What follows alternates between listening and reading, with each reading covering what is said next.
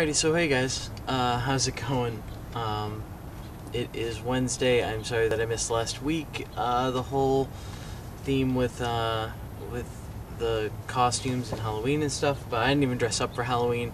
I actually spent most of my Halloween in Salem and Beverly, recording a song for my friend and then filming a music video for her as well. I then edited it that day and the next day. So by Wednesday I was pretty out of it. I tried to make one, but it just wouldn't upload, or sorry, it wouldn't export, and it just wasn't working. So I'm sitting outside today. I have the day off from work. I am reading Anna and the French Kiss because I'm that manly. So that being said, this week's theme is our most formative years and our best years. Those are different for me. My most formative years are much different from my best years. My best years, I would probably say, were the time that I was 4 to 6 years old. I was living in a small town called Lanesville, which is a little suburb of Gloucester, which is a very big town in Massachusetts. And they have little nooks and crannies in it. I lived in Magnolia at one point when I was older, but I lived in Lanesville when I was very young, and it was just an amazing time. You were so secluded. There was very little contact with the outside world, to be honest, and you just had fun in your own little bubble, and you knew everybody. And in the time that I've left and come back, I moved out there when I was 6. I mean, only 1 or 2 stores have closed, and only a few of my friends have moved out or moved to a different area within the town. So it's really an amazing thing, if I'm honest. I really like it. That was one of my favorite times because it was just every single day I got to hang out with my best friend, Will.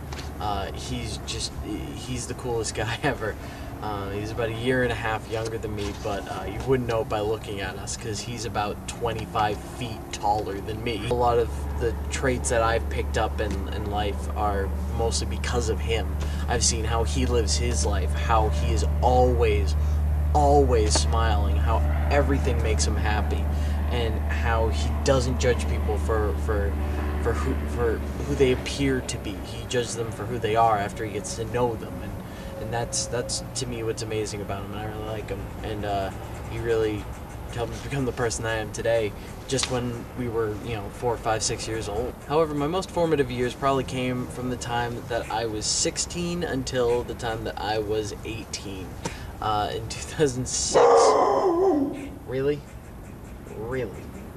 In 2006, I went into a mental hospital for 5 days due to my depression. It was really the hardest I'd ever felt it, and I didn't really know how to handle it, so I made sure to, seek professional help, and I did, and it really did help me.